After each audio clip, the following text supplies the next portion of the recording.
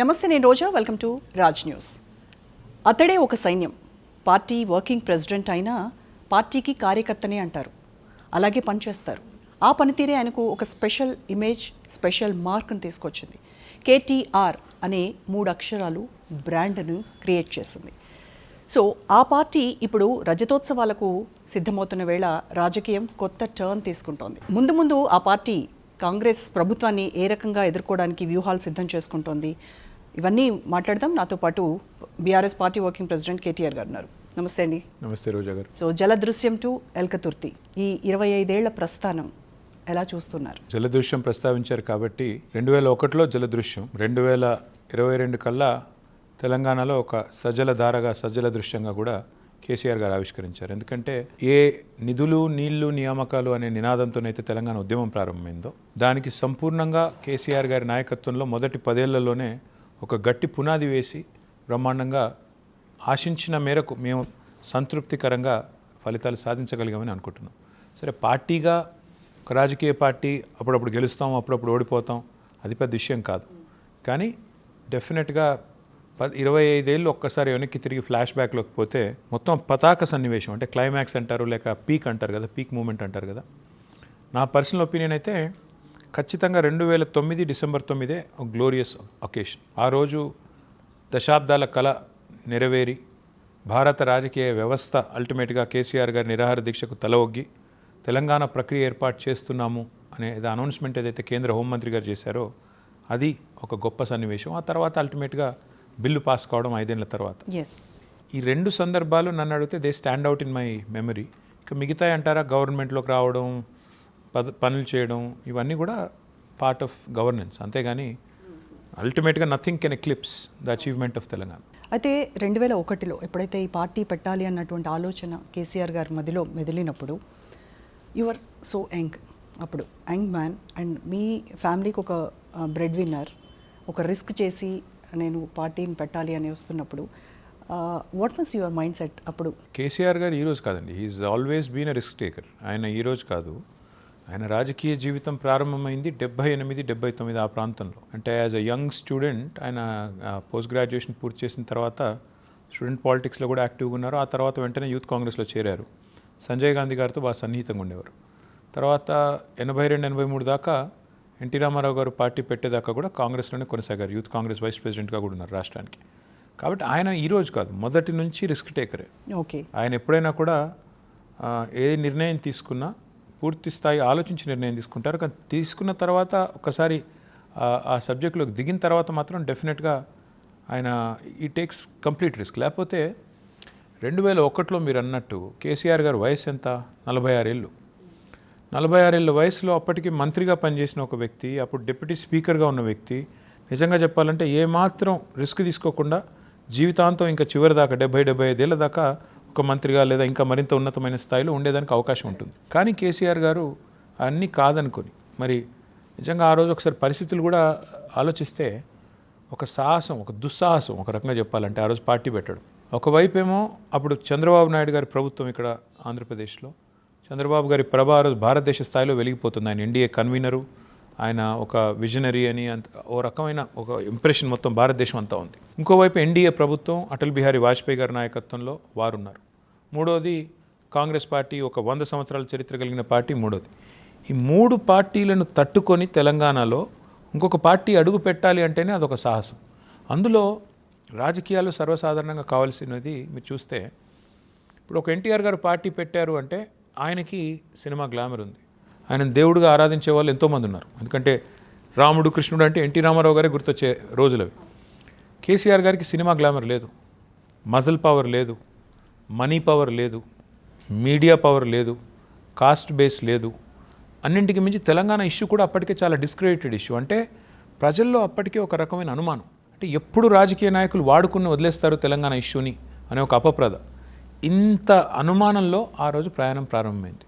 అదే సినిమా పాట ఉంటుంది, గాలి వానలో వాన నీటిలో పడవ ప్రయాణం, గమ్యం ఎక్కడో తీరం ఎక్కడో తెలియదు పాపం. అలాంటి పరిస్థితిలో ప్రయాణం ప్రారంభించి 46 ఏళ్ల వయసులో ఒక యువకుడు జీవితానికి ఒక లక్ష్యం పెట్టుకుని నేను తెలంగాణ సాధించడమే నా లక్ష్యం అని బయలుదేరాలంటే అదొక దుస్సాహసం. కానీ కేసీఆర్ గారు నిజంగా కూడా ఒక స్వాప్నికుడు, సాహసి. Adventurous man. కాబట్టే ఆ నిర్ణయం తీసుకొని మొదటి బహిరంగ సభలోనే ప్రజలకు చెప్పారు, నాకు తెలుసు మీకు రాజకీయ వ్యవస్థ మీద అపనమ్మకం ఉంది, అందుకే నేను మీకు మాటిస్తున్నాను, ఎత్తిన జెండా దించితే తెలంగాణ వచ్చేదాకా నేను వెనక్కి తగ్గితే రాళ్లతోని కొట్టి చంపే అధికారం మీకు ఇస్తున్నా. ఈ మాట బహుశా భారత రాజకీయ చరిత్రలో ఏ నాయకుడు కూడా మాట్లాడలేదు. నేను మాటిస్తున్నాను, మాట తప్పితే నన్ను కొట్టి చంపండి అని చెప్పిన నాయకుడు కేసీఆర్. కాబట్టి ఒక అరుదైన నాయకుడు ఆయన నాయకత్వంలో పనిచేయడం, అల్టిమేట్గా తెలంగాణ సాధించడం, nothing can eclipse that thrill and feeling. Okay, అయితే మీరు 2006లో అమెరికా నుంచి కరీంనగర్ ఉప ఎన్నిక కోసం వచ్చారు. నాన్నకు చెప్పకుండా వచ్చేసానని చెప్పారు. అంటే ఎందుకు నాన్నకు చెప్తే ఒప్పుకోరు అని అటువంటి ఒక ఆందోళన? అంటే సహజంగానే ఏ తల్లి అయినా తండ్రి అయినా పేరెంట్ ఎవరైనా, ఇప్పుడు నేను కూడా, నాకు 2 పిల్లలు, వాళ్ళు ఏదైనా రిస్క్ తీసుకుంటారంటే వద్దురా అంటారు. అంటే మనం we're conservative when it comes to our children. వదిలే, ఎందుకు పడతారేమో, దెబ్బ తగులుతుందేమో, ఎందుకులే, ఆ టైప్లో ఉంటాం. సో అట్లాగే కేసీఆర్ గారు కూడా, నేను 2003 డిసెంబర్లో నాకు పెళ్ళైంది. నేను అప్పుడే అన్నాను, నేను ఉండిపోతాను, ఎలక్షన్స్ ఉన్నాయి, నేను మీతో పాటు పనిచేస్తాను అంటే, ఇప్పుడు వద్దు, నేను పిలుస్తానులే, నువ్వు వెళ్ళు అన్నారు. నేను యూఎస్ వెళ్ళిపోయాను. మళ్ళీ 2004 సెప్టెంబర్లో నేను తిరిగి వచ్చాను. తిరిగి వచ్చింది కూడా నేను జాబ్ మీదే వచ్చాను. యూఎస్లో ఏ జాబ్ అయితే నేను చేసేవాడినో ఆ company they are looking for a person to head South Asia, ఈ మొత్తం ఇండియా, పాకిస్తాన్, శ్రీలంక, బంగ్లాదేశ్. అదే కంపెనీలో నేను ఈ సౌత్ ఏషియా రీజన్కి సేల్స్ డైరెక్టర్గా వచ్చాను. వచ్చి నేను బాంబే, ఢిల్లీ, ఆ బేస్ అంతా తిరుగుతూ ఉండేది. అది షిప్పింగ్ కంపెనీ. సో ఆ క్రమంలో నాకు చాలా టైం దొరికింది, ఎందుకంటే ఐ వాజ్ ద బాస్ కాబట్టి నా ఆఫీస్ బాంబేలో ఉండేది, నేను మాత్రం ఫోన్ ద్వారా సేల్సే కదా కాబట్టి వ్యవహారం చేసేవాడిని. ఆ టైంలో నాకు చాలా టైం దొరికింది కేసీఆర్ గారితో, జయశంకర్ గారితో, విద్యాసాగర్ రావు గారితో, వీరందరితో. ఢిల్లీలో అప్పుడు కేసీఆర్ గారు కేంద్ర మంత్రిగా ఉన్నారు. గడిపేదానికి చాలా టైం దొరికింది నాకు. అలా దొరికినప్పుడు అక్కడ జరుగుతున్న పరిణామాలన్నీ జాగ్రత్తగా గమనించేది. ఎట్లా కేసీఆర్ గారు మదనపడ్డారు, బాధపడ్డారు, 36 పార్టీలను ఒప్పించడానికి. అక్కడ ప్రణబ్ ముఖర్జీ కమిటీ అని వేస్తే కాంగ్రెస్ ప్రభుత్వం, యూపీఏ ప్రభుత్వం, అందరిని ఒప్పించుకురండి అన్నారు. కేసీఆర్ గారు ఇల్లు తిరిగి 36 రాజకీయ పార్టీలను, 42 పార్టీలకు ప్రాతినిధ్యం ఉంటే పార్లమెంట్లో 36 పార్టీలను ఒప్పించారు. అవన్నీ లేఖలు తీసుకెళ్ళి ఇచ్చారు. అయినా కాంగ్రెస్ అల్టిమేట్గా ఇవ్వలేదు. ఇవ్వకపోతే కేంద్ర మంత్రి పదవి రాజీనామా చేశారు. చేసిన తర్వాత ఒక దశలో ఇక్కడ కాంగ్రెస్ పార్టీ అధ్యక్షుడిగా ఉన్న వ్యక్తి ఆనాడు ఒక మాట అన్నారు, అసలు ఎక్కడుంది తెలంగాణ వాదం, వీళ్ళేదో చెప్పుకుంటున్నారు, ఏమీ లేదన్నాడు. అంటే దానికి నిరసనగా కేసీఆర్ గారు స్పందిస్తూ రాజీనామా చేశారు. చేసినప్పుడు నేను అనుకున్నది ఏమంటే, సరే నేను ఖుషీ జాబ్, కంఫర్టబుల్గా ఉన్నాను, లక్షల రూపాయలు సంపాదించుకుంటున్నాను, బాగానే ఉన్నాను.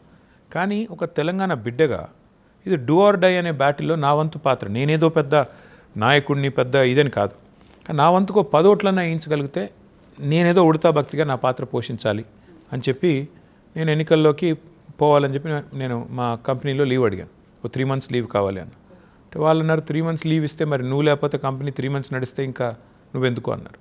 సో నేను కూడా ఆ టైంలో ఇంకా సార్కి చెప్పకుండానే రాజీనామా చేసి ఎలక్షన్ అయిపోయిన తర్వాత, ఎలక్షన్లో గెలిచిన తర్వాత అప్పుడు చెప్పాను, ఆయన నో అంటారు అన్నదానికంటే ఎక్కువ ఖచ్చితంగా నేను పని చేయాలి. ఈ టైంలో ఒక తెలంగాణ బిడ్డగా రాష్ట్రంలోని యువతంతా న్యాయంబడి రావాలని కేసీఆర్ గారు పిలుపునిస్తుంటే ఇంట్లో ఉన్న నేను పక్కన కూర్చోవడం ఏంటి అని చెప్పి ఆ ఉద్యమంలో, ఆ రోజు రాష్ట్రం వస్తుందో లేదో తెలియదు, ఆ రోజు మాకు గవర్నమెంట్ వస్తుందా, నేను మంత్రి అవుతానా, ఇంకోటి అవుతానా, నాకేమీ తెలియదు, కేవలం రాష్ట్రం వస్తే చాలు, మా నాన్నగారు ప్రారంభించిన ఈ సంస్థ విజయం సాధించాలి, లక్ష్యాన్ని ఛేదించాలి, ఇదొకటే తప్ప వేరే ఏజెండా లేదు. ఆ రకంగా అనుకోకుండా వచ్చాను. 2006 సెప్టెంబర్లో, ఆగస్టులో అనుకుంటా వచ్చిన తర్వాత 2009 దాకా నేను పనిచేస్తూ పోయాను. ఆ క్రమంలో అల్టిమేట్గా 9లో నాకు సిరిసిల్ల టికెట్ ఇచ్చారు, గెలిచాను. అక్కడి నుంచి ఇప్పటివరకు 5 సార్లు గెలిచాను. సో అట్లా అనుకోకుండా వచ్చిన జర్నీ తప్ప ఇంకోటి కనుక. చాలామంది అడుగుతుంటారు, ఏం ఆశించారు రాజకీయాలకు, ఏమీ ఆశించలేదు. నిజానికి 2014లో కేసీఆర్ గారు చాలా స్పష్టంగా ఉన్నారు. ఆ రోజు తెలంగాణ వచ్చిన తర్వాత పార్టీని కాంగ్రెస్లో విలీనం చేయడానికి చాలా సుముఖంగా ఉన్నారు. సరే, కాంగ్రెస్ అహంకార వైఖరి ప్లస్ ఇక్కడ తెలంగాణ సమాజం నుంచి కూడా ఒత్తిడి ప్రారంభమైంది. తెలంగాణ వచ్చిన తర్వాత మనకంటూ గొంతు ఉండాలి కదా, ఎందుకు మనం కలపాలి. ఆ క్రమంలో అల్టిమేట్గా మేము వెనక్కి తగ్గాల్సి వచ్చింది తప్ప నిజానికి లేకపోతే అదే రోజున లాస్ట్ డే ఇన్ పాలిటిక్స్. అనుకుంటున్నాను అంటే ఎన్నో ఉద్యమ పోరాటాల ఫలితం కొట్లాడి సాధించుకున్న తెలంగాణ. మీరందరూ అంటే చాలామంది టీఆర్ఎస్ కార్యకర్తలు కావచ్చు, మీరు, కేసీఆర్ గారు, ప్రజలు అందరూ, విద్యార్థులు, రక్త మాంసాల ధార పోసి సర్వం త్యాగం చేసి మరీ సాధించుకున్న తెలంగాణని సిద్ధించుకున్న తర్వాత పార్టీని తీసుకువెళ్ళి దాంట్లో విలీనం చేస్తున్నారు. ఆల్రెడీ అన్నీ అయిపోయినాయి, చర్చలు అయిపోయినాయి, సోనియా గాంధీతో మాట్లాడేశారు, అన్నీ అయిపోయినాయి. సో కలిపేస్తారు. ఆ విలీన ప్రక్రియ చూసి మీకేమనిపించింది పర్సనల్గా? నేను పర్సనల్గా మొదటి నుంచి ఒక బలమైన నమ్మకం నాది, ఈ దేశంలో సకల దరిద్రాలకు కారణం కాంగ్రెసే అనేది నా విశ్వాసం, అంటే నా అభిప్రాయం. ఎందుకంటే 55 సంవత్సరాల పాటు ఒక పార్టీకి అవకాశం ఇస్తే ఈ దేశంలో, మీకు చిన్న ఎగ్జాంపుల్ చెప్తానండి. నేను 1980స్లో మనకంటే చైనా జీడిపి తక్కువ, మిడ్ 80స్లో. లేట్ 80s కాడికి వచ్చేసరికి ఇద్దరం ఈక్వల్ అయ్యాం, ఇండియా చైనా. కానీ ఈరోజు చైనా మనకంటే 7 times పెద్ద ఎకానమీ. ఏం జరిగింది అని ఆలోచిస్తే ఒక సగటు భారతీయుడిగా, సగటు యువకుడిగా బాధ అనిపిస్తుంది. మనమేమో ఇంకా కులము, మతము, పనికిమాలిన పంచాయతీలు ఇందులోనే ఇట్టుకొని పోయాం. వాళ్ళేమో ప్రపంచాన్ని ఎట్లా కాంకర్ చేయాలి, ప్రపంచానికి మనం ఎట్లా ఒక ఫ్యాక్టరీ అవ్వాలి, ప్రపంచంలోనే ఒక మ్యానుఫ్యాక్చరింగ్ హబ్గా ఎలా తయారవ్వాలి అన్న దిశగా వాళ్ళు వెళ్ళిపోయారు. అంటే ఇక్కడ ఎక్కడో కాంగ్రెస్ పార్టీ యొక్క వైఖరి వల్ల, వారు పునాది సరిగ్గా వేయకపోవడం వల్లనే ఇదంతా జరిగింది అనేది ఒక సగటు భారతీయుడిగా, ఒక సగటు పౌరుడిగా, ఒక యువకుడిగా నా ఆవేదన. అట్లా కాంగ్రెస్ అంటే మొదటి నుంచి నాకు ఒక అసహ్యం. 2014లో ఎప్పుడైతే కేసీఆర్ గారు కాంగ్రెస్లో విలీనం అన్నారో, సరే అల్టిమేట్గా ఆయన పార్టీ అధ్యక్షులు, ఆయన ఒక నిర్ణయం తీసుకొని ఎస్ అన్న తర్వాత కట్టుబడి ఉండాలి. నాకుగా నేనే నిర్ణయం తీసుకున్నానంటే నా వైఫ్కి చెప్పాను, హరీష్ రావు గారికి కూడా చెప్పాను. నేను లాస్ట్ డే నాది పాలిటిక్స్లో, సోనియా గాంధీ గారి ఇంటికి పోతున్న రోజు నాకు ఇంతకంటే ఏం అవసరం లేదు, మనం సామాన్యంగా మన పని మనం చేసుకుందాం అని చెప్తే నా వైఫ్ వాజ్ వెరీ హ్యాపీ. తర్వాత అట్లాగే హరీష్ రావు గారు కూడా చెప్పాను, నేను బాబా ఇది నాకు లాస్ట్ డే అని చెప్పి వారికి కూడా చెప్పాను. అంటే అల్టిమేట్గా నేను చూసింది ఏమంటే, మనం అనుకున్న లక్ష్యం అయిపోయింది అనుకున్నాం. కానీ ఇందాక నేను చెప్పినట్టు కాంగ్రెస్ అహంకారం అనుకోండి, తర్వాత ఇక్కడ తెలంగాణ సమాజం వైపు నుంచి వచ్చిన ఒత్తిడి పార్టీగా ఉండాలి అని, దానివల్ల అనుకోకుండా పార్టీ ఒంటరిగా పోటీ చేయాల్సి వచ్చింది. పోటీ చేసినప్పుడు మేము సన్నద్ధంగా లేము నిజానికి.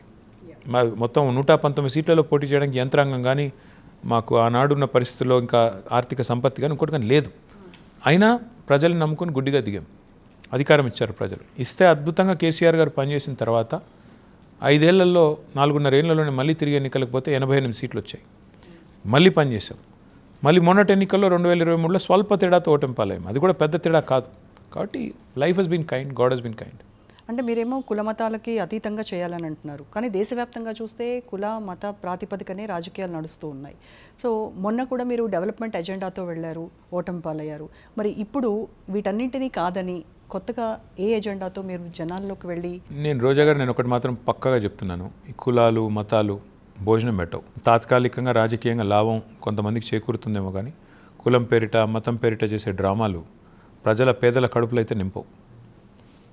అల్టిమేట్గా విధానాలు, ఆర్థిక విధానాలు, అదేవిధంగా ఏ సెక్టర్లో ఏం చేయాలి, అభివృద్ధి అంటే ఎట్లా ఉండాలి, సంక్షేమం ఎట్లా ఉండాలి, సమాజంలో అట్టడుగున ఉన్నవాడికి ఉన్న అవసరం ఏంది, ఎట్లా చూసుకోవాలి, ఈ బ్యాలెన్స్ అనేది కనుక ఒక లీడర్కి, ఒక నాయకుడికి లేకపోతే ఆయన నాయకుడిగా ఫెయిల్ అన్నట్టే నా దృష్టిలో. ఎందుకంటే ఎన్ని రోజులు కులాలు మతాల పంచాయతీలు, ఎన్ని రోజులు వాటి మీద ఆధారపడి రాజకీయాలు, ఎన్ని రోజులు కేవలం ఓటు బ్యాంక్ రాజకీయాలు, ఇవన్నీ కూడా ఆలోచిస్తే మీరు కేసీఆర్ గారి గవర్నమెంట్ చూడండి 10 ఏళ్ల పాటు. మేము గవర్నమెంట్లోకి వచ్చినాడు చాలా అనుమానాలు ఉండేది. ఆంధ్ర తెలంగాణ తగాదాలు ఉంటాయి, ఆంధ్ర వాళ్ళని ఇక్కడి నుంచి పంపించేస్తారు, ఆస్తులు గుంజుకుంటారు, ఇట్లాంటి దిక్కుమాల ప్రచారాలు చాలా అయినాయి. కానీ ద మినిట్ కేసీఆర్ గారు బికేమ్ చీఫ్ మినిస్టర్, ఈ రోజు వరకు మేము దిగిపోయేదాకా ఒక్కటంటే ఎక్కడన్నా చిన్న సంఘటన జరిగిందా, ఎవరి మీదన్నా వివక్ష కానీ ఇంకోటి కానీ?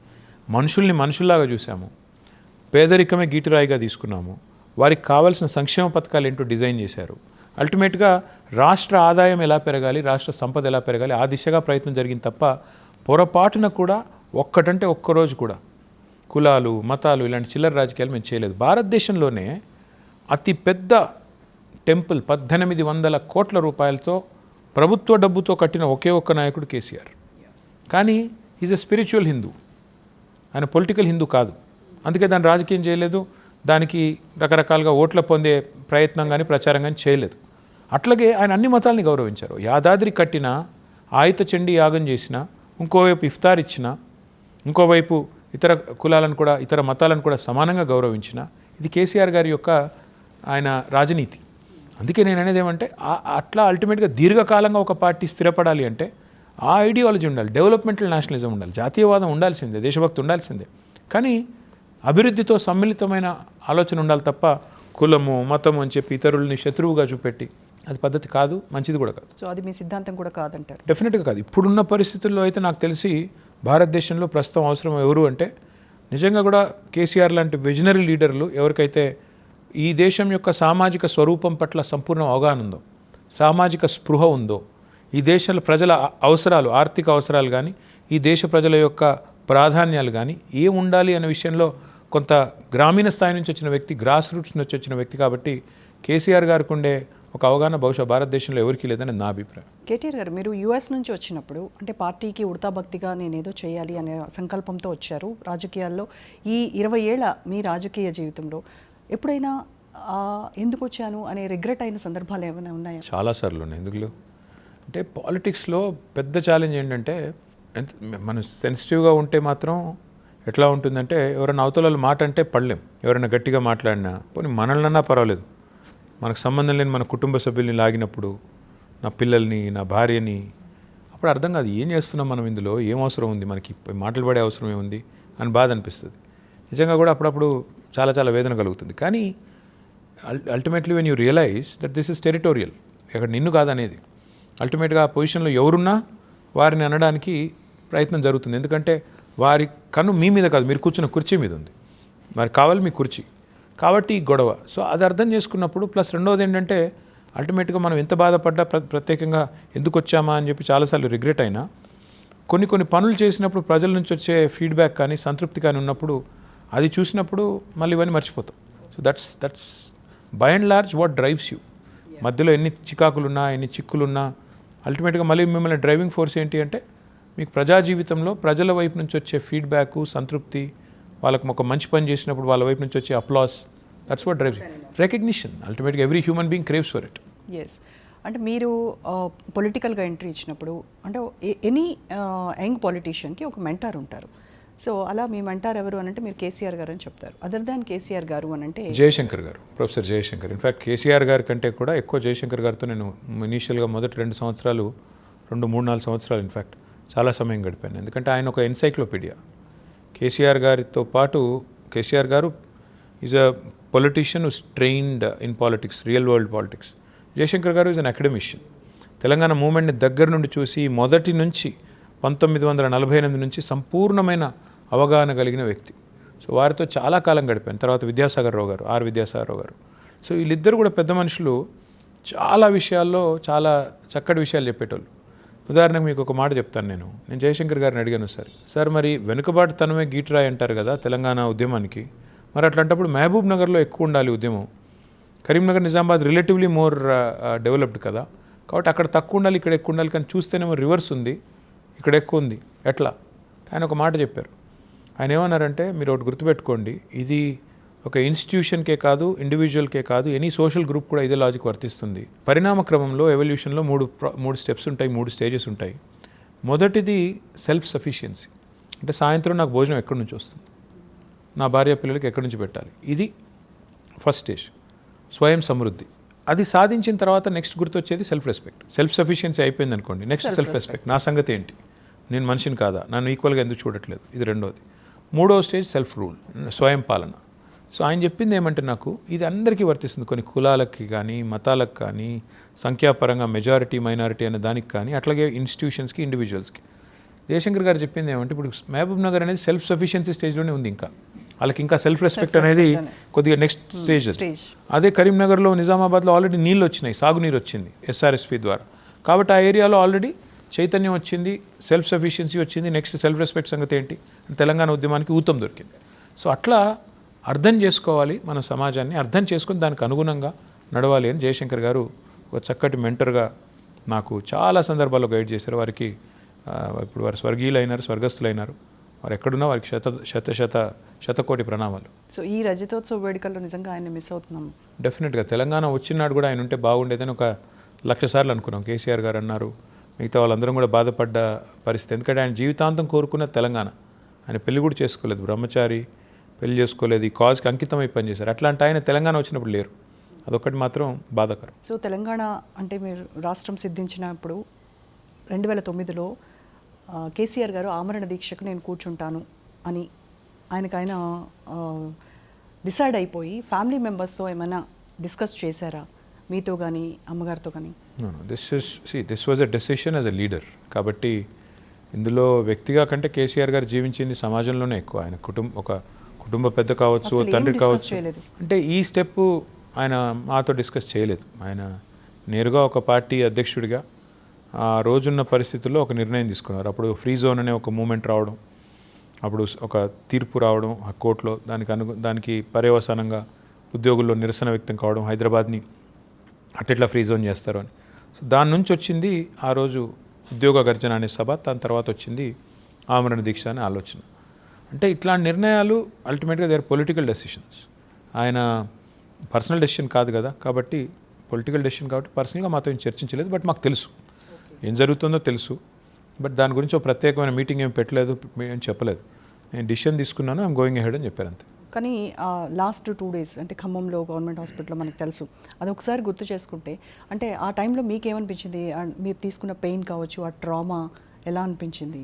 ఏం జరుగుతుందో తెలియదు, ఏమవుతుందో తెలియదు. అంటే టోటల్ ప్రజానీకం, తెలంగాణ ప్రజానీకం కూడా ఒక డివాస్టివేటెడ్ సిచ్యువేషన్లో ఉన్నారు. అంటే ఒకటి వాస్తవం అండి, ఆ రోజు పార్లమెంట్లో కూడా చర్చ జరిగి పార్లమెంట్ కూడా అపీల్ చేసి అంతటి స్థాయికి, అంటే దేశ రాజకీయ వ్యవస్థను ప్రభావితం చేయాలి అనే ఎజెండాతో ఏదైతే కేసీఆర్ గారు దిగారో ఆ రోజు అర్థమైంది. పార్లమెంట్లో చర్చ జరిగి పార్లమెంట్ సభ్యులందరూ అపీల్ చేస్తున్నప్పుడు, స్పీకర్ గారు కూడా అపీల్ చేసినప్పుడు అర్థమైంది దట్ ఆయన అనుకున్న లక్ష్యాన్ని, దేశం దృష్టిని ఆకర్షించాలి, జరుగుతున్న మోసం, కాంగ్రెస్ చేస్తున్న మోసాన్ని ప్రపంచం ముందు ఎండగట్టాలి అనే ఆలోచన ఏదైతుందో అది కరెక్ట్గా సఫలమయ్యారని అర్థమైంది. కానీ ఆయన రోజు రోజుకి మా కళ్ళ ముందు మేము చూస్తూ ఉన్నాం.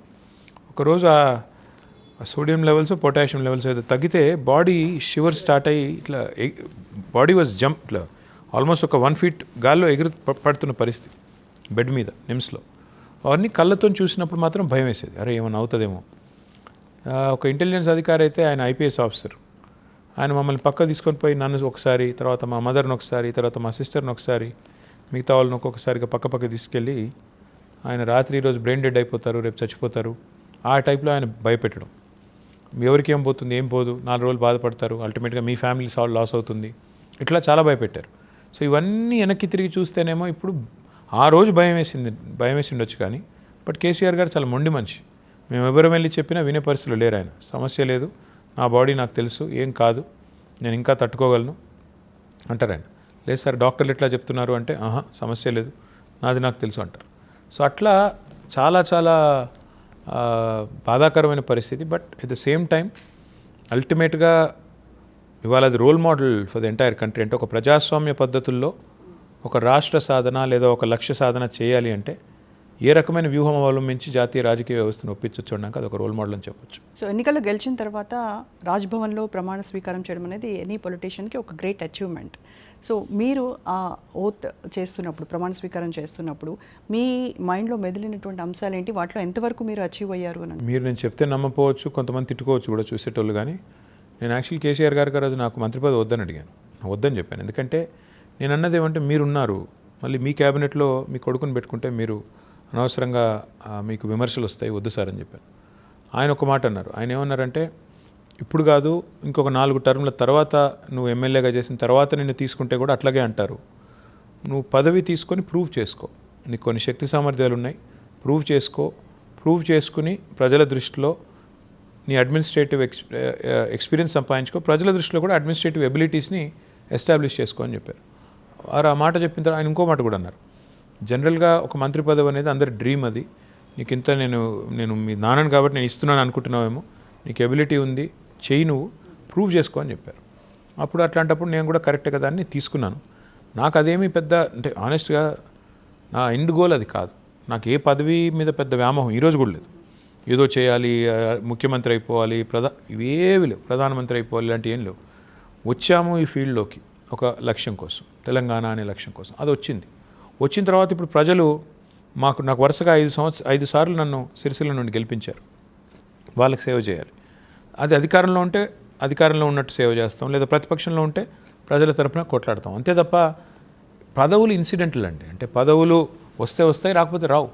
అట్లని చెప్పేసి పదవి లేకపోతే దుప్పటి కప్పుకొని ఇంట్లో పడుకోవడం, పదవి ఉంటే మాత్రమే బయటికి డాబుగా తిరగడం, ఇది కాదు రాజకీయం అంటే. రాజకీయం అంటే you have to be there no matter what. నీ పర్సనల్ లైఫ్లో ఏమవుతున్నా be there, speak on public issues, stand with people, question the government. అంతేగాని కేవలం పదవిలో ఉంటే రాజకీయం లేకపోతే లేదు, ఇది కరెక్ట్ కాదు. అంటే అధికారం లేకపోతే గాలి తీసిన బెలూన్లో అయిపోతారు అని అంటారు. Not at all. నాకైతే I'm enjoying this role. Okay. Last 16-17 months I have enjoyed my role in opposition. This is fantastic. In fact, I enjoyed 2009 to 14 more. ఆ రోజు మేము తెలంగాణ మూవ్మెంట్లో మేము ఉన్నది కేవలం 10 మంది ఎమ్మెల్యేలు, కానీ మేము వచ్చాము అసెంబ్లీ కంటే అసెంబ్లీ స్తంభించిపోయేది. ఓకే, అమ్మ వీళ్ళు వచ్చారా మళ్ళీ అని స్పీకర్ గారు వాళ్ళందరూ అనుకుని ఎక్కడికక్కడ అయ్యో మళ్ళీ జై తెలంగాణ స్టార్ట్ అయింది నినాదం అనే పరిస్థితి. ఈరోజు కూడా మేము 16-17 నెలలుగా ఎన్ని పబ్లిక్ ఇష్యూస్ మీద కొట్లాడుతున్నాము, దానివల్ల ఎంతమందికి బెనిఫిట్ అయింది, ఎట్లా ఈ గవర్నమెంట్ని చెక్మేట్ చేయగలుగుతున్నాము, ఎట్లా ఈ గవర్నమెంట్ని మేము క్వశ్చన్ చేయగలుగుతున్నాము, ఎట్లా we're able to hold them accountable. ఇవి ఇంపార్టెంట్. రాజకీయంలో ప్రతిసారి ఒకటే రోల్ ఉండదు కదా. You're on the other side now, so fight it out. అంటే 10 ఏళ్ళు అధికారాన్ని అనుభవించారు, ఆ తర్వాత ప్రతిపక్షంలో కూర్చోవాలని అంటే వాళ్ళు మెంటల్గా వీక్ అయిపోయారు. BRS leaders and BRS cadre కూడా నిరాశ నిస్పృహల్లో ఉన్నారు అనేటువంటిది ఒక నాట్ ఎట్ ఆల్ అండి. We're a party that has come from agitation. మేము ఉద్యమంలోంచి పుట్టిన ఒక సంస్థ కాబట్టి మాకు పదవులు ఒక లెక్క కాదు. ఆ రోజు కూడా ఎన్నిసార్లు రాజీనామాలు చేశాము, ఉప ఎన్నికల మీద ఉప ఎన్నికలు. ఓ దశలో టీఆర్ఎస్ అంటేనే తెలంగాణ రాజీనామాల సమితి అని కూడా పెట్టారు మీడియా పేరు. అన్నిసార్లు రాజీనామాలు చేశాం. కేసీఆర్ గారు స్టార్ట్ చేసిందే రాజీనామాలతో. డిప్యూటీ స్పీకర్ పదవికి, ఎమ్మెల్యే పదవికి, తెలుగుదేశం పార్టీ రాష్ట్ర కార్యదర్శి పదవికి రాజీనామాలు చేసి పార్టీని ప్రారంభించారు. కాబట్టి మాకు పదవులను వదిలేయడం అనేది పెద్ద ఇష్యూ కాదు, లెక్క కాదు. పదవుల కోసం వెంపర్లాడడం కూడా పద్ధతి కూడా కాదు. ఈరోజు కూడా ఇంకొక 3 ఏళ్ళు ఉంది ఎలక్షన్కి. మాకేం తొందర లేదు. Wheel fight this government, wheel fight central government. డెఫినెట్గా వీళ్ళు చేసే దౌర్జన్యాన్ని, అన్యాయాన్ని ఎండగడుతూనే ఉంటాం, కొట్లాడుతూనే ఉంటాం, ప్రజల తరపున నిలబడతాం. ప్రజలు ఆశీర్వదిస్తే అధికారంలోకి వస్తాం, వద్దనుకుంటే ప్రతిపక్షంలో కంటిన్యూ అవుతాం.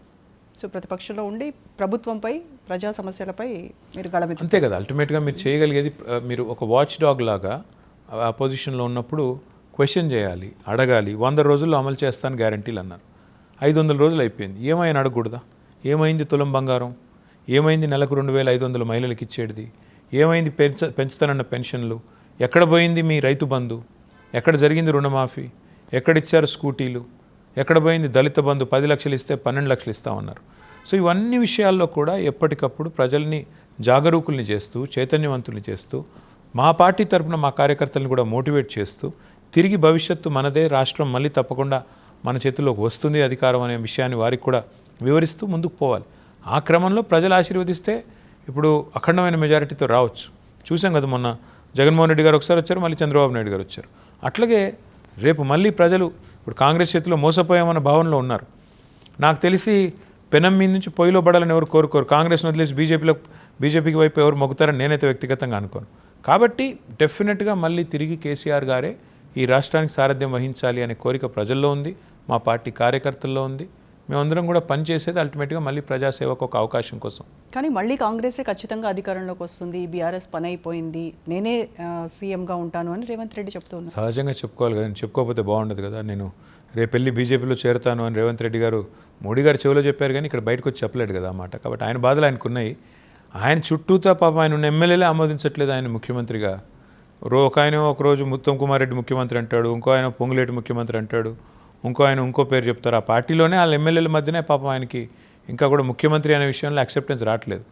ఆయన 10 ఏళ్ళు ఉంటారా, 15 ఏళ్ళు ఉంటారా, నేను మీరు ఎట్లా చెప్తాం, జ్యోతిష్యులం కాదు. కానీ బట్ అల్టిమేట్గా ప్రజలు ఎవరిని కోరుకుంటే వాళ్ళు ప్రజాస్వామ్యంలో లీడర్ అవ్వాలి. నాకున్న విశ్వాసం అయితే ఖచ్చితంగా నెక్స్ట్ గవర్నమెంట్ మళ్ళీ బీఆర్ఎస్లో వస్తుంది. ఓకే, మీరు కూడా రేవంత్ని సీఎంగా యాక్సెప్ట్ చేయట్లేదు అంటే రేవంత్ రెడ్డి గారు ఆ సీఎం పదవికి తగ్గ విధంగా ప్రవర్తించట్లేదు. వాస్తవం ఏంటి అంటే ఆ పదవికి రావాలి అనేది ఆయన ఎప్పటి నుంచో 15 ఏళ్ళుగా అందరికీ చెప్తున్నాడు. నాకు కూడా చెప్పాడు చాలాసార్లు. మేము అప్పుడు అసెంబ్లీలో కొలీగ్స్ కదా 2009 to 14. సో అప్పుడు ఆయన ఒపీనియన్ చెప్పేటోడు, నేను ఎప్పటికైనా ఈ టార్గెట్ నా సీట్ అది అని. సో ఇప్పుడు ఆ టార్గెట్ కొట్టేశారు కదా. కొట్టిన తర్వాత మీరు ఆ సీట్లో కూర్చున్న తర్వాత ముఖ్యమంత్రిగా ప్రవర్తించాలి కదా, హుందాగా ప్రవర్తించాలి కదా. బజారు భాష, మరి ఏదో రోడ్ల మీద కొట్లాడుకున్నట్టు సిల్లీగా కొట్లాడడం, ఇంకా కూడా ప్రతిపక్షంలోనే ఉన్నట్టు మా మీద దుమ్మెత్తిపోయడం, ఇచ్చిన హామీలు గాలికి వదిలేయడం. అసలు ఎక్కడ ఈ 16-17 నెలల్లో ఎక్కడన్నా ఒక్కసారన్నా హుందాగా వ్యవహారం చేసిన పరిస్థితి ఉందా? ఎంతసేపు తెల్లారు లేస్తే కత్తులు దూసినట్టుగా. అరే మీరు మొన్ననే ముఖ్యమంత్రి అయ్యారు, అందుకే అసెంబ్లీలో అడిగాను నేను, ఎందుకు స్వామి నీకు ఇంత ఫ్రస్ట్రేషను, మంచి పని చేసుకో, హ్యాపీగా ఉల్లాసంగా పనిచేయి, ఎందుకు ఈ ఫ్రస్ట్రేషన్ అని అడిగాను. సమాధానం లేదు. ఆయనకి పరిపాలన రావడం లేదు, ఎలా హామీలు అమలు చేయాలో తెలియదు. ఎందుకంటే అడ్డగోలు హామీలు ఇచ్చారు, అరిచేతిలో వైకుంఠం చూపెట్టారు. ఇప్పుడేమో ఎట్లా పరిపాలించాలో తెలియదు, గందరగోళమైన పరిస్థితిలో ఉన్నారు. దాంతో మమ్మల్ని ఏదో ఒకటి చేసి బదనాం చేసి డైవర్ట్ చేయాలి, ఏదో ఒకటి చేసి అయినా సరే ప్రజల్ని కన్ఫ్యూజ్ చేయాలి. 3D మంత్ర అండి ఆయనది. Deception, destruction, distraction. డిసెప్షన్ అంటే మోసం, డిస్ట్రక్షన్ అంటే విధ్వంసం, డిస్ట్రాక్షన్ అంటే దృష్టి మలచడం. మూసీ పేరిట, హైడ్రా పేరిట పేదల ఇల్లు కొట్టాలి, పెద్దవాళ్ళ ఇల్లు మాత్రం ముట్టరు, వాళ్ళ బ్రదర్ ఇల్లు ముట్టరు, పట్నం మహేందర్ రెడ్డి ఇల్లు ముట్టరు, పొంగులేటి శ్రీనివాసరెడ్డి గారి ఇల్లు ముట్టరు, చెరువుల మధ్యలో కట్టినా కాంగ్రెస్ వాళ్ళు అయితే ముట్టరు. డిసెప్షన్, మోసం. ఎన్ని 420 హామీలు, ఒకటి కాదు రెండు కాదు, అన్ని హామీలు ఇచ్చారు, ఏది అమలు కాదు. డిస్ట్రాక్షన్. మరి ఏం చేయాలి? హామీలు అమలు కావట్లేదు, డైవర్షన్ చేయాలి, డిస్ట్రాక్షన్ చేయాలి, మీడియా మేనేజ్మెంట్ చేయాలి. కేసీఆర్ గారి మీద ఏదో అయిపోతుంది, ఏదో కమిషన్, ఈ కమిషన్, ఆ కమిషన్, ఫార్ములా ఈ కేసు. ఏం కేసు? అందుకే నేను అనేది ఏమంటే పరిపాలన మీద దృష్టి పెట్టి, గవర్నెన్స్ మీద దృష్టి పెట్టి, గాసిప్స్ మీద తక్కువ దృష్టి పెడితే రేవంత్ రెడ్డి గారికి, పార్టీకి మంచిది, కాంగ్రెస్ పార్టీ. అయితే బీఆర్ఎస్ 10 ఏళ్ళు అధికారంలో ఉండి ప్రజాపాలనను పూర్తిగా గాలికి వదిలేసి అవినీతి, అక్రమాలు వీటికి సొంత ఖజానా నింపుకున్నటువంటి బీఆర్ఎస్ నాయకులకి ఈరోజు మా ప్రభుత్వాన్ని విమర్శించే నైతిక హక్కే లేదని అంటున్నారు కాంగ్రెస్ వాళ్ళు. అదే అంటారు, ఇంకేమంటారు. కానీ నేనేం కాకపోతే అనేది ఇదే ఊకదంపుడు ఉపన్యాసాలు 10 ఏళ్ళుగా ఇచ్చారు. అక్రమాలు, అవినీతి. మరి 16-17 నెలలు అయిపోయింది. ఎక్కడ జరిగింది అక్రమం? బయట పెట్టండి, ఆధారాలు కోర్టులో పెట్టండి, రుజువు చేయండి దోషులుగా. ఎవరు వద్దన్నారు మిమ్మల్ని? మొత్తం అధికారం మీ చేతిలో ఉంది కదా, బడే బాయ్ కూడా మీతోనే ఉన్నారు కదా. మరి మంచిగా చక్కగా ఇద్దరు కలిసి ఎక్స్పోజ్ చేయండి. ఏం చేస్తారు అంటే ప్రతి దానిలో ఒక నెగిటివ్ మెంటాలిటీ, ఒక నెగిటివ్ ఫ్రేమ్ ఆఫ్ మైండ్తో ఆలోచించే వ్యక్తి రేవంత్ రెడ్డి గారు. కోకాపేట భూముల్లో ఏదో కుంభకోణం జరిగింది అంటాడు. ఏం కుంభకోణం స్వామి? ఇప్పుడు మరి నువ్వే వచ్చావు కదా, రద్దు చేయడు. ఓఆర్ఆర్లో స్కామ్ అంటాడు, 1,00,000 కోట్ల స్కామ్ అంటాడు. 1,00,000 కోట్లు ఎక్కడిది? నా బొంద ఎక్కడిది? ఎక్కడుంది అందులో అంటే ఏదో రద్దు చేస్తాడు, చేయడు.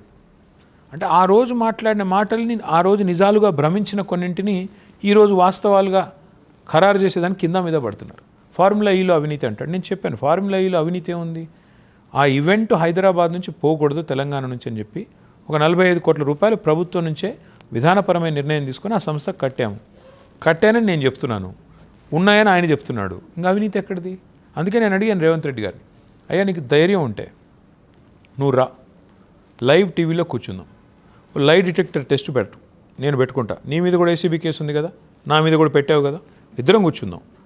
లైవ్ డిటెక్టర్ టెస్ట్లో రాష్ట్ర ప్రజలందరినీ తేల్చని ప్రశ్నలు ప్రజల్ని అడగమందాం, నేను సమాధానం చెప్తాను. నేను అబద్ధం చేసి చెప్తున్నానా, నిజం చెప్తున్నానా, ప్రజలే ఖరారు చేసుకుంటారు. నువ్వు అబద్ధం చెప్తున్నావా, నిజం చెప్తున్నావా, నువ్వు దొంగవా, నేను దొంగనా, ప్రజలు తేలుస్తారు కదా. ఇచ్చేద్దామంటే రాడు. ఇప్పుడు నేను ఛాలెంజ్ చేసి కూడా 3 నెలలు అయింది.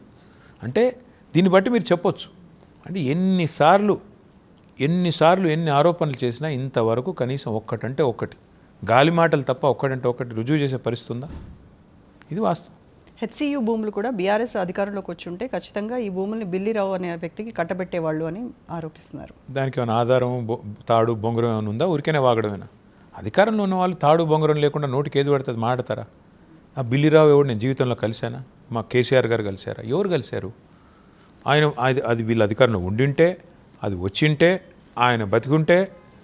ఇది ఎట్లుందంటే నాదేదో ఉంది చూడండి కథ, మల్లయ్యకి 9 ఎడ్లు అన్నాడంటే, ఎట్లా అంటే నాకు మా అత్తగారు 2 ఎడ్లు ఇస్తే ఇక్కడ 2 ఎడ్లు నాకు గాల్లో పోతుంటే దొరికితే, ఈ టైప్లో తాడు బొంగరం లేని మాటలు ఇవన్నీ, అర్థం లేకుండా, అర్థం పర్థం లేకుండా మాట్లాడే మాటలు. సో మీరు చాలా కాన్ఫిడెంట్గా దీనిపైన విచారణ చేయి, నీకు కావాలంటే అవసరమైతే జైలు. ఇంకేం చెప్పాలి? లైట్ డిటెక్టర్ టెస్ట్ తీసుకుంటానని చెప్తున్నాను. రేవంత్ రెడ్డి గారు కూడా వస్తే ఇద్దరం కలిసి సరదాగా తీసుకుందాం అని చెప్తాను. ఏం చెప్పాలి నేను అంతకంటే? కానీ వీటన్నిటికీ కాంగ్రెస్ ముందుకు రాదు అని బీజేపీ ఆరోపిస్తుంది. ఎందుకంటే బీఆర్ఎస్ కాంగ్రెస్ ఇద్దరు ఒకటే. కరెక్ట్, ఇద్దరం ఒకటే. ఎందుకంటే ఏప్రిల్ 2024లో నరేంద్ర మోడీ గారు తెలంగాణకు వచ్చారు. వచ్చి ఏం చెప్తారు? ఇక్కడ ఆర్ఆర్ ట్యాక్స్ వసూలు అవుతోంది, విచ్చలవిడి అవినీతి జరుగుతోంది, బిల్డర్ల తోలు వలిచి స్క్వేర్ ఫీట్కి 200 రూపాయలు తీసుకుంటున్నారని మోడీ గారు ఆరోపణ చేశారు. గంభీరమైన ఆరోపణ. ఎందుకంటే ప్రధానమంత్రి ఆయన ఆషామాషి వ్యక్తి గారు. మరి అంత పెద్ద వ్యక్తి ఆ మాట మాట్లాడి 1 ఇయర్ దాటిపోయింది. ఒక్క అడుగు ముందు పడ్డదా? ఏమైనా ఎంక్వైరీ చేశారా? పోనీ ఒక కమిటీ రిపోర్ట్ తెప్పించుకున్నారా? ఇన్వెస్టిగేషన్ ఏమైనా చేశారా? ఏమీ లేదు. మరి ప్రధానమంత్రి గాలి మాటలు మాట్లాడతారా?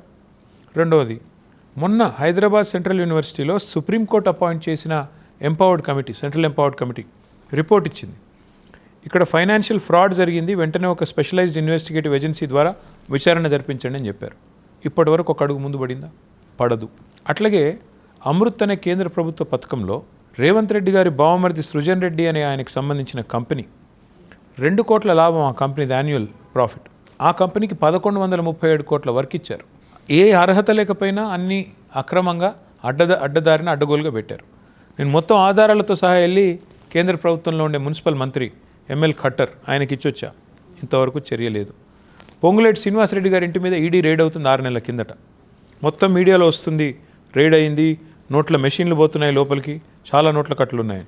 ఇంతవరకు ఏమైందో ఈడీ చెప్పదు, పొంగులేటి చెప్పడు. తెల్లారి మర్నాడు అదానీ గారితో రహస్య సమావేశం ఐటీసీ కోహినూర్లో. ఎవరితో కలిసి ఉన్నారు కనబట్టలేదా ప్రజలకి? ఇప్పుడు ఇంత స్పష్టంగా రేవంత్ రెడ్డిని కాపాడుతున్నది కేంద్ర ప్రభుత్వం అని అర్థమైన తర్వాత మీరు ఇంకోటి కూడా ఆలోచించండి. సోనియా గాంధీ గారి మీద, రాహుల్ గాంధీ గారి మీద మొన్న ఈడీ ఛార్జ్ షీట్ వేసింది నేషనల్ హెరాల్డ్ కేసులో A1 A2 అని. దేశం అందరూ మాట్లాడారు కాంగ్రెస్ వాళ్ళు, ఒక్క రేవంత్ రెడ్డి గారు తప్ప. అంటే ఇది భవిష్యత్ రాజకీయాలకు సూచికనా? ఈరోజు వరకు మాట్లాడలేదు రేవంత్ రెడ్డి గారు, ఈరోజు వరకు కూడా.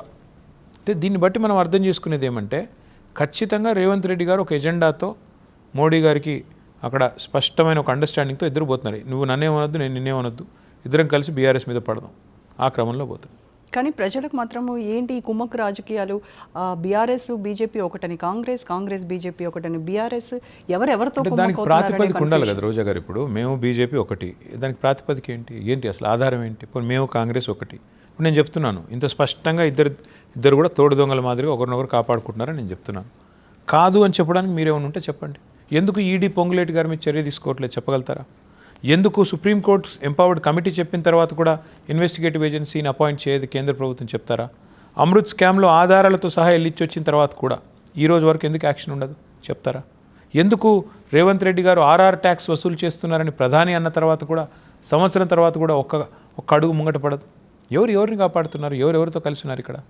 మాకేం అవగాహన ఉంది బీజేపీతో కాంగ్రెస్తో? మాకు ఉండాల్సిన అవసరం కూడా ఏముంది ఇప్పుడు? అండ్ హెచ్సియు భూములు ప్రభుత్వానివే అని చెప్పేసి సుప్రీంకోర్టు కూడా స్పష్టం చేసింది అంటున్నారు.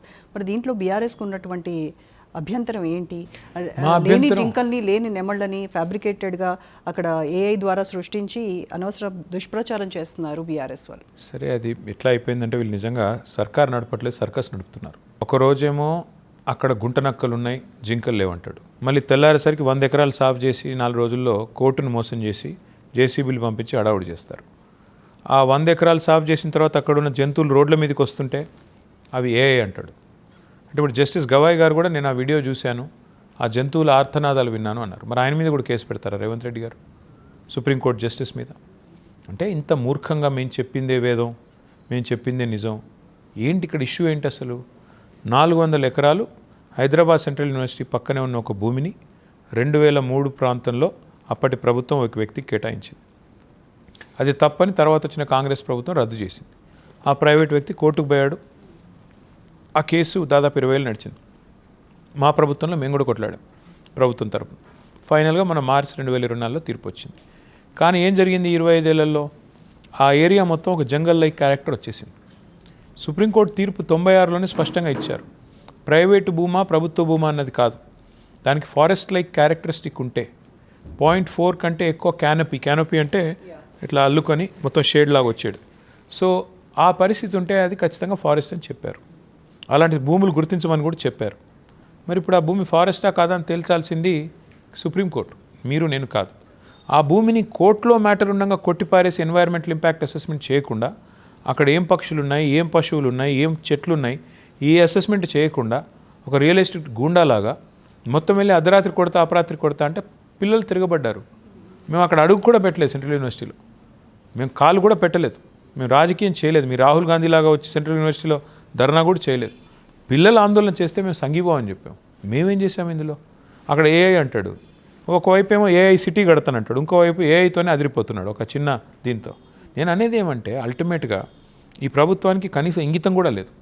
ఆ భూమి నిజంగానే మీరు ఏమైనా చేయదలుచుకుంటే ఇంత దొంగల్లాగా ఎందుకు చేయాలి? మీ భూమి అయితే, ప్రభుత్వ భూమి అయితే దొంగల్లాగా అర్ధరాత్రి అపరాత్రి లైట్లు పెట్టుకొని 100 మంది పోలీసులను పెట్టుకొని చేసే పనేమి?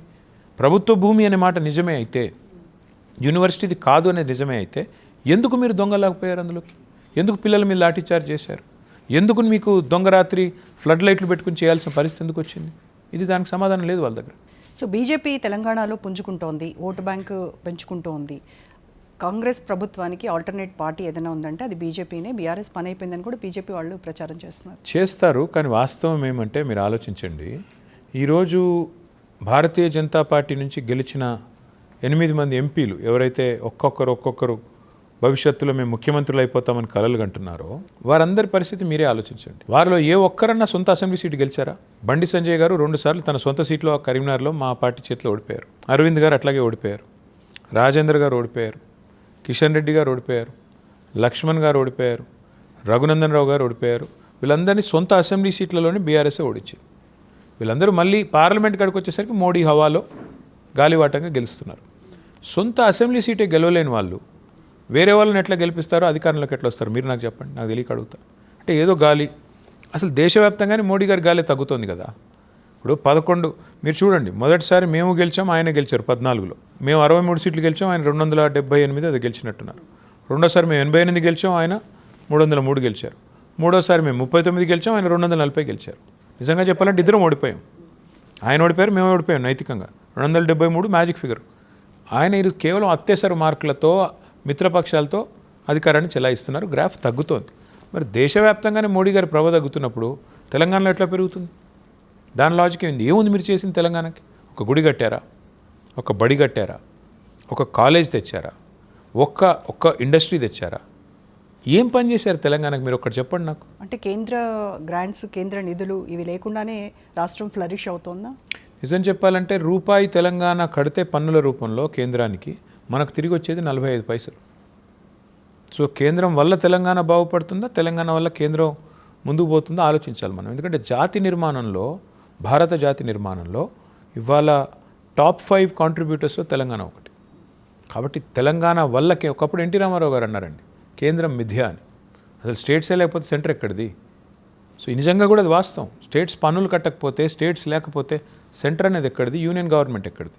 అందుకే ఈ కనీస స్పృహ లోపించి మూర్ఖంగా మాట్లాడుతుంటారు. డబుల్ ఇంజన్ అంటారు ఒకరు, డబుల్ ఇంజన్ సర్కార్. నేను అడుగుతున్నా, 2014 నుంచి 23 వరకు తెలంగాణ కంటే బెటర్ పర్ఫార్మింగ్ స్టేట్ ఏదైనా డబుల్ ఇంజన్ స్టేట్ చూపెడతారా మీరు నాకు? పర్ క్యాపిటల్ ఇన్కంలో కానీ, వ్యవసాయ విస్తీర్ణంలో కానీ, పారిశ్రామికీకరణలో కానీ, one double engine state that is done better than Telangana. Please show me. చూస్తే మాట్లాడదాం. అయితే హైదరాబాద్ స్థానిక సంస్థల ఎమ్మెల్సీ ఎన్నికల్లో ఎంఐఎంని గెలిపించడానికే కాంగ్రెస్, బీఆర్ఎస్ ఇద్దరు పోటీ చేయలేదు అని. ఎంఐఎంని గెలిపించాలంటే ఎంఐఎంకి ఓటేసుకోలేం కదా. మాకెందుకు ముసుగులో గుద్దులాట? మాకు అక్కడ సంఖ్య లేదు గెలిచేదానికి, అభ్యర్థిని పెట్టేదానికి. అభ్యర్థిని పెట్టలేదు. మేము ఓటింగ్ని బాయ్కాట్ చేసి మా పని మేము చేసుకున్నాము. అక్కడ కాంగ్రెస్, ఎంఐఎం కలిసి పోటీ చేసాయి, గెలిచాయి. సో మాకు ఏం చేసినా మేము బాజాబ్తాగానే చేయడం అలవాటు, బేజాబ్తా మాకు అలవాటు లేదు. మేము ఒకవేళ పోటీ చేసేది ఉంటే చేసేటోళ్ళం. మేము చేస్తామని చెప్పి చేసేటోళ్ళం. మాకు సంఖ్య లేదు. అలాంటప్పుడు ఎందుకు పోటీ చేయాలి? పార్టీ పేరు మాత్రమే మార్చాము, డిఎన్ఏలో మార్పు లేదు అని అన్నారు. మరి ఇప్పుడు బీఆర్ఎస్గా 25వ రజతోత్సవ సభలు చేసుకుంటూ ఉన్నారు. తెలంగాణ అనేటువంటి పేరుని విస్మరించడం లేదంటే అందులోంచి తీసేయడం వల్ల ఏదైనా నెగటివ్ మీ రాజ్ న్యూస్ వారితో నాకు ఒక రిక్వెస్ట్. నా రిక్వెస్ట్ ఏమంటే, మీది ఒక 4-5 కెమెరాలు తెలంగాణలోని గ్రామాల్లోకి పంపి వాళ్ళని ఒక మాట అడగండి. గులాబీ జెండా చూపెట్టి ఇది ఏ పార్టీ అని అడగండి. వాళ్ళు టీఆర్ఎస్, బీఆర్ఎస్ అనరండి, తెలంగాణ పార్టీ అంటారు. మా పార్టీ పేరే తెలంగాణ పార్టీ. ఈరోజు కూడా మీరు ఎవరైనా సామాన్యుడిని ఎవరు కోటేసామంటే తెలంగాణ కోటేసిన అంటారు. మాకు ఓటేసిన వాళ్ళు మీరు అడిగితే తెలంగాణ కోటేసిన అంటారు. సింపుల్. మా పార్టీ గులాబీ జెండా అంటేనే పర్యాయ పదమే తెలంగాణ. కేసీఆర్ అంటేనే తెలంగాణ, తెలంగాణ అంటేనే కేసీఆర్. అంతకంటే ఏం చెప్పాలి ఇంకా నేను? సో మాకు పేరు మారినంత మాత్రాన సాంకేతికంగా మేము మహారాష్ట్రలోనూ ఇంకొకరినో పోటీ చేయాలంటే పేరు మార్చుకోక తప్పని పరిస్థితి. ఆడ పోటీ చేయాలంటే ఏం చేయాలి? మేము ఆడపోతే తెలంగాణ పార్టీ అంటారు టీఆర్ఎస్ అంటే. పోటీ చేయాలంటే బీఆర్ఎస్ అని మార్చుకుని పోయాం. సరే, అప్పుడప్పుడు వ్యూహాల్లో, ఎత్తుగడల్లో ఒక అడుగు వెనక్కి తగ్గితే తప్పేం లేదు. ఎందుకంటే ఇప్పుడు ఒక ఎదురు దెబ్బ తగిలింది, ముందు మేము ఇంట గెలవాలి, ఇప్పుడు మళ్ళీ తెలంగాణలో తిరిగి గెలవాలి. గెలిచిన తర్వాత భవిష్యత్తులో మేబీ విస్తరించడానికి అవకాశం వస్తుందేమో, ఎవరికి తెలుసు. 2 సీట్లున్న పార్టీ ఇవాళ అధికారంలోకి 240 సీట్లతో అధికారంలోకి రాలేదా? 303 సీట్లు కూడా సాధించలేదా? ఏమైనా జరగవచ్చు. చాలా రోజుల తర్వాత కేసీఆర్ గారు ఒక సభలో మాట్లాడబోతున్నారు. ఏం జరగబోతోంది, ఏం మాట్లాడతారు అనేటువంటి ఉత్కంఠ తెలంగాణ సమాజం వ్యాప్తంగా ఉంది. కేసీఆర్ గారు ఏమంటే, నాకు ఆ మధ్యన త్రివిక్రమ్ శ్రీనివాస్ గారు అని డైరెక్టర్ ఉంటారు, ఆయన ఒక సభలో చెప్పారు, చాలామంది చరిత్రను సృష్టిస్తారు కానీ కేసీఆర్ గారు చరిత్రతో పాటు జియోగ్రఫీని కూడా సృష్టించారు అని. సో కేసీఆర్ గారి మౌనము సంచలనమే, కేసీఆర్ గారి మాట సంచలనమే. కేసీఆర్ గారు మాట్లాడిన న్యూసే, మాట్లాడిపోయిన న్యూసే. That is KCR. సో మీరు ఎల్లుండి మరి తినబోతు రుచులు అడగకూడదు. ఎల్లుండి ఏం మాట్లాడతారు కేసీఆర్ గారు అంటే మనం ఎల్లుండి దాకా ఆగాల్సిందే. మరి ఇక్కడ ట్రైలర్లు టీజర్లు ఏమి ఉండవుగా. Right, okay. అసెంబ్లీకి వచ్చి ప్రతిపక్ష నేతగా ఎందుకు ఆయన గడమెత్తట్లేదు, ప్రజా సమస్యలపైన ఎందుకు పోరాటం చేయట్లేదు అని అడుగు ఇవ్వండి. పాపం రేవంత్ రెడ్డి గారు మమ్మల్ని తట్టుకోవట్లేదు, కేసీఆర్ గారిని ఏం తట్టుకుంటారులేండి, ఆయన పారిపోతారు. కానీ నేను అనేది ఏమంటే రేవంత్ రెడ్డి గారు బజారు భాష మాట్లాడడం మానేస్తే, రేవంత్ రెడ్డి గారి మంత్రులు కొంత సంస్కారంతో వ్యవహారం చేస్తే, మానేస్తాం గౌరవిస్తామని చెప్తున్నారు కదా వాళ్ళు. అంటే అది కుక్కతో ఒక వంకర అంటారు కదా, అది మారే కేసు కాదు. అది మాకు తెలుసు కదా, మా పార్టీలో ఉండిపోయిన ఆయన కదా, ఆయన ఏం కొత్తోడు కాదు. మాకు 2001 నుంచి 2006 దాకా మా పార్టీలో ఉన్నాడు. అది ఆ మనిషి మారే పరిస్థితి లేదు, ఆ మనస్తత్వం మారదు. అలాంటి వ్యక్తి అంత దుర్భాషలు ఆడుతున్నప్పుడు జర్నలిస్టులను పట్టుకొని, లేడీ జర్నలిస్టులను పట్టుకొని గుడ్డలు కూడా తీసుకొడతా అంటాడు. ఇది మంచిదేనా? ఇది సభ్య సమాజం, నాగరిక సమాజం ఆమోదించే భాషనా? తోడుకలు తీస్తా అని ముఖ్యమంత్రి అసెంబ్లీలో, అంటే ఇంత పరుషంగా, ఇంత చిల్లరగా ఆ మాటలు కేసీఆర్ గారు అవన్నీ విని ఆ భూషణలన్నీ కూడా అలంకారాలుగా భావించాలి. ఎందుకు రావాలి కేసీఆర్ గారు? ఒక వ్యక్తిగా, ఆయన ఫ్యాన్గా, ఒక కార్యకర్తగా నేను చెప్తున్నా, కేసీఆర్ గారు ఇట్లాంటి అంగుష్ట మాత్రులు ఇవాళ అధికారంలో ఉన్నప్పుడు అట్లాంటి అసెంబ్లీకి రావాల్సిన అవసరం లేదు. గతంలో మీకు గుర్తు తెచ్చుకోండి, ఎన్టీ రామారావు గారు, జయలలిత గారు, కరుణానిధి గారు ముగ్గురు కూడా వివిధ సందర్భాల్లో అసెంబ్లీని బాయ్కాట్ చేసిన రోజులు ఉన్నాయి. కాబట్టి ఇదేదో కొత్త కాదు, ఇదేమి మొదటిసారి కాదు. సో ఫైనల్గా సభ ఎంత మేరకు సక్సెస్ అవుతుంది, జనం ఎంత వస్తారు అని అనుకుంటున్నారు? మాకైతే విపరీతమైన ఒత్తిడి ఉంది. ఎందుకంటే మా కార్యకర్తలు, ఇప్పుడు ఉదాహరణకు సిరిసిల్లాని తీసుకుంటే, మేము అనుకున్నది ఒక సంఖ్య, కానీ దానికి రెట్టింపు ఉత్సాహంతో మేము వస్తామని, కానీ అక్కడ బండ్లు లేవు, వాహనాలు లేవు, పెడదామంటే కూడా అట్లాంటి పరిస్థితి ఉంది. ఇంకోటి కిక్కిరిసిపోతుంది, ఖచ్చితంగా ట్రాఫిక్ జామ్లు అవుతాయి. అందుకే అవన్నీ నివారించడానికే నిన్న మొన్న అంతా తంటాలు పడతా ఉన్నాం. 2000 మంది వాలంటీర్లను పెట్టాము. ఇంకా చాలా కింద మీద పడతా ఉన్నాం. సీసీ కెమెరాలు, వైర్లెస్ సెట్లు, ఎన్నెన్నో చేస్తూ ఉన్నాం. బహుశా నాకున్న అవగాహన మేరకైతే టీఆర్ఎస్ బీఆర్ఎస్ చరిత్రలో ఇది ఒక అతిపెద్ద బహిరంగ సభల్లో ఒకటి అవుతుంది. ఫైనల్గా మీ పైన ఉన్న ఒక ప్రధాన విమర్శతో నేను వైండప్ చేస్తాను. పార్టీ నేతలకు కేటీఆర్ అందుబాటులో ఉండరు అనేది మీ పైన ఉన్నటువంటి, మరి అది ఎవరు చెప్పారో మీకు, కానీ నేనైతే అందుబాటులోనే ఉంటున్నాను, తిరుగుతున్నాను. ఇంకా అందుబాటులోకి రావాలనుకుంటే తప్పకుండా వస్తాను. మున్ముందు కేటీఆర్ని ఏ రకంగా చూస్తాం మేము? తప్పకుండా ఈ పొజిషన్లో ఒక కార్యకర్తగా, ఒక నాయకుడిగా, నా పార్టీలో ఉన్న ఒక కీలకమైన పదవిలో ఉన్న వ్యక్తిగా నేను పార్టీ తిరిగి అధికారంలోకి రావడమే నా లక్ష్యం. ఎందుకు అంటే అధికారమే పరమావిధి కాదు, కానీ ఇవాళ తెలంగాణ కొన్ని అరాచక శక్తుల చేతుల్లోకి పోయింది. దీన్ని తప్పకుండా తిరిగి గాడిన పెట్టాలి అంటే కేసీఆర్ గారే సరైన నాయకుడు. వారి నాయకత్వంలోనే ముందుకు పోతాం. నాకంటూ వ్యక్తిగతంగా ఎజెండా లేదు, ఏ ఆశయం కూడా లేదు, పదవుల పట్ల వ్యామోహం కూడా పెద్దగా లేదు. కాబట్టి డెఫినెట్గా నేను నా పని నేను చేసుకుంటూ, పార్టీ ఇచ్చిన పని చేసుకుంటూ ముందుకు పోతాను. Okay, thank you so much KTR.